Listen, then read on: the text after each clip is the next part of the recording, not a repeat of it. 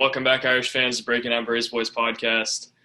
Coming at you after a tough loss for Notre Dame against Duke. This one isn't quite over. It's about 2 minutes left, but Mike Brey has effectively waved the white flag in this one, as he should have, and has emptied his bench in an effort to get ready for Wednesday. Another quad one opportunity against Miami, but we'll talk about that one on Wednesday. For now, talk about Notre Dame's tough loss against Duke. I'll go into the positives first because if you want to hear the positives, you probably shouldn't have to sit through this whole thing. Number one, unbelievable environment for Notre Dame today.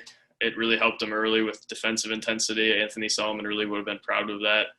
The defensive intensity was my number one on-court positive. This maybe their best defensive performance of the year against a team with all types of offensive contributors, all types of versatile guys, all types of athletes. This is a really tough team to defend, and Notre Dame did a solid job on them. The game wasn't even all that slow pace, but Notre Dame did a good job moving their feet, playing really hard on that end, and eventually you can't win a game like this when you're playing offense.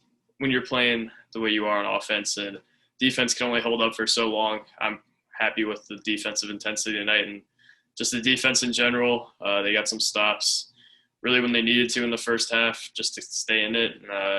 Just couldn't bring the offense with them, and you can't hold Duke to the amount of points that it would take to keep this one close. But solid defensive performance. Anthony Solomon should be happy with it, but he probably shouldn't be happy with too much else, and I can see why. Duke's length really threw Notre Dame off in this one, threw off Dane Goodwin, which is really tough to see. Dane Goodwin had 0 points today, and man, I didn't think I'd be saying that. A.J. Griffin was a really tough draw for him, so was Wendell Moore. But, man, this one was ugly for pretty much everybody. Blake Wesley finished with 6 points on 3 of 15 shooting. Paul Atkinson was the lone bright spot, 7 for 15, 14 points, and he still looks significantly overmatched by Mark Williams and Theo John and Paulo Banchero. But who doesn't? Everybody looks outmatched against them, including Nate Laszewski, who couldn't really get anything going offensively. Notre Dame couldn't either. Maybe the worst offensive half I've ever seen Notre Dame play was that first half. 14 points, 19% from the field, 0% from three. They just looked tight, looking over their shoulder too much. We're really rattled by Duke's size and athleticism, physicality.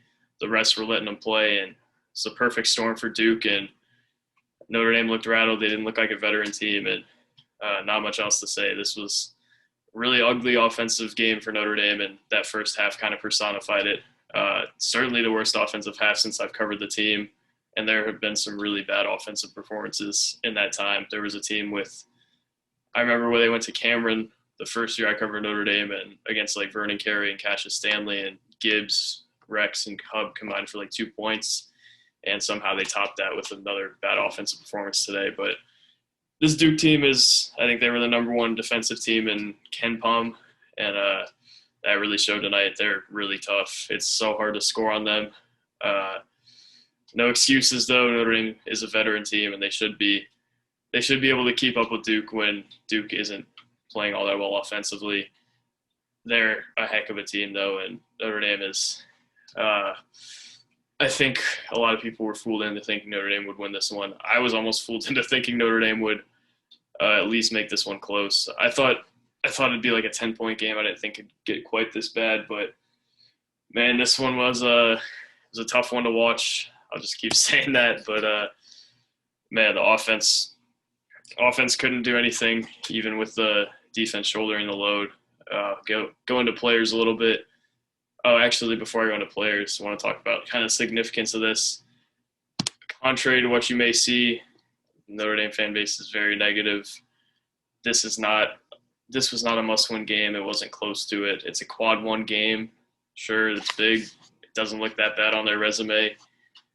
They have another quad one in 2 days. They have a quad one against Clemson, quad one against Wake, probably a quad one against FSU down the line. So they're at least going to have 3 quad ones the rest of the way. And this is not their only opportunity, nor was it ever their only opportunity. Duke has 5 first-rounders. Notre Dame has 3 quad one opportunities after this. At least this game didn't look like it'd be played for a while. end of the story is it's not the end of the world. This, contrary to what you may hear, it's not the end of the world. Notre Dame still got a fighting chance at the tournament. They're still 7-3 in the league. They've still won 10 of their last 12. I don't know where it's coming from that this team is all of a sudden dead in the water. I guess it's just coming from some of the negativity spewed throughout the year, but I don't get where that's coming from, where this is a must-win game. They have plenty of opportunities. They still have a path. You just got to do it now. And I don't know why. Well, I can see why people were thinking that they would beat Duke, but I don't really see why this was made out to be a must-win game. Or it was an important game, sure, that this would have been a huge win for them and one that they really could have capitalized on. They'd probably be in the field today if they won this game, but they still certainly have a path, and they're right on the bubble still. There's no shame in losing to Duke, even if you lost in the way they did today. But there's a reason Duke is ranked in the top 10, and there's a reason that they're serious contenders for the Final Four in most people's eyes. And they showed that off tonight. Notre Dame was just the victim of that. But Notre Dame didn't really have much going for him at all today. Paul Atkinson was the bright spot, and he still looked significantly overmatched by Theo John and Mark Williams.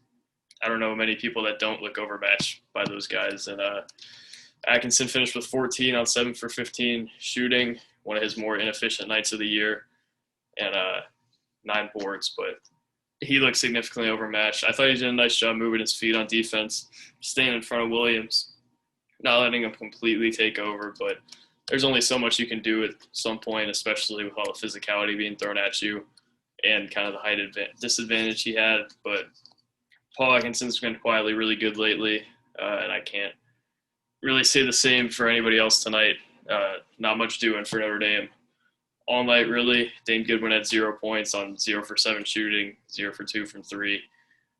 About as atypical of a Dane Goodwin game as you would see. And, man, he had a really tough draw with A.J. Griffin and Wendell Moore on him for a good amount of the game. But he's found ways to overcome athleticism in the past. He did it on Wednesday against NC State, but just couldn't really find a way tonight. And it's probably going to happen at some point. Sucks that it had to happen tonight, but Dane Goodwin is he's got to bounce back on Wednesday if they want to have any chance against a good Miami team on the road. Blake Wesley has to do the same, finished 3 for 15, 6 points, had 1 assist, and certainly wasn't his best. He looked like a freshman today, and today was an argument for him to come back, unfortunately. But neither of Notre Dame's probably top 2 players this year didn't really anything. They both had 6 points combined, and rough outing for both of them. This was Blake Wesley's chance to shine, and he just couldn't really pull it off in front of the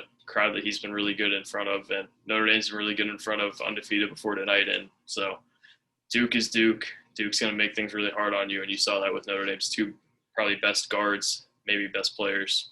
Laszewski was also a victim of that. He missed a shot that really would have helped them if he hit that wide open 3 early, but other than that, really couldn't do all that much. Had 4 points. Couldn't really work the mismatches that they were giving him with switches. And it's tough when you're playing a team with all those athletic big guys on it. And no excuses for him, but he's really struggled with those kind of matchups over the course of the year. Prentiss Hubb didn't have it tonight, really had the first points, and you thought maybe Notre Dame's got something here. But other than that, Hubb didn't really do all that much. And after that first bucket, couldn't really get anything going, finished with 7 points. I actually didn't think he was all that horrible tonight. I think he was forced into a lot of bad shots at the end of the shot clock because they couldn't get anything going. That's partially on him for not finding guys, but it's also partially on Notre Dame just not really getting anything going. They looked rattled all night. They were tight. Just couldn't really find a rhythm offensively, and it's kind of shocking based on what they've had, even against teams that are much more athletic than them. They've really been able to find rhythms in pretty much all their games this year and just couldn't tonight. And that's partly an indictment of Prentiss Hubb and partly just Duke. And obviously other guys contributed to them not doing anything offensively either. Trey Wertz just looked completely outmatched tonight. Just they sped him up, made things really tough on him, and he couldn't really get anything going. Same for Cormac Ryan, played good defense. And if other guys were contributing offensively, then Cormac Ryan would have got a lot more shine in this game just because of his defensive effort, he probably would have made some plays down the stretch, but couldn't replicate that performance that he had against Duke last year. And they're going to need him to at some point if they keep playing like this offensively. But we haven't seen that Cormac Ryan offensively this year that we thought we would, outside of maybe the St. Mary's game. And man, he's kind of become an odd man out too offensively, which is weird to see just because of how skilled he is. I don't know that he's an awesome shooter, which kind of puts him in a bad spot with Blake Wesley and Dane Goodwin and Prentiss Hubb, just because I don't think he's as good of a shooter as Dane or really even close, but he's a guy who can go get his own shot, and they don't really need guys to get their own shots all that much with Blake Wesley kind of creating. And a tough night for those two guys for sure. And pretty much all of Notre Dame's guards had a tough night. Pretty much all of Notre Dame's players had a tough night. Paul Atkinson was the exception, and he still wasn't all that great considering he looked completely outmatched by Mark Williams. But Williams will do that to you, and Duke will do that to Notre Dame a lot of the time, and they did it tonight. Notre Dame could not spoil Coach K's final trip to South Bend, but, man, this was a rough one, and I'm sure the defensive intensity is something they can build on, and the energy in the building is something that is appealing to recruits and appealing to – it's going to help a lot of things if they have environments like that consistently. But Notre Dame couldn't get it done tonight, and that's the bottom line. They're going to have a chance to do it on Wednesday against Miami and kind of right this wrong. It'll look about the same on the resume. Well, it'll look better for Duke. It'd be better if they beat Duke on the resume, but if they go into Miami and get a quad one win there, then resume still doesn't look half bad, and a lot of the chatter tonight will be shut up. So Notre Dame's got a big opportunity in 2 days. I'm glad Bray kind of pulled the starters. I think he pulled them with like 3.5 minutes, which is earlier than he has in past years or past weeks. But tonight was about as bad as you can get when I only can find 2 positives. It's not a very good night, but Notre Dame, you can't win when you shoot 16% from 3, and they know that. And I'm sure they'll come back with a good offensive performance soon. Maybe it's not tomorrow just because of that matchup, and or 2 days just because of the quick turnaround. But Notre Dame's going to have to start finding ways again. They've still won 11 of the last 12, and they're certainly not dead at this point. I don't think there should be all that much shame in losing to Duke. So thank you guys for watching. I'll be back in 2 days, and so will Notre Dame. So if you're still here after this depressing post-game show, I appreciate you, and I hope everybody has a good night. Peace.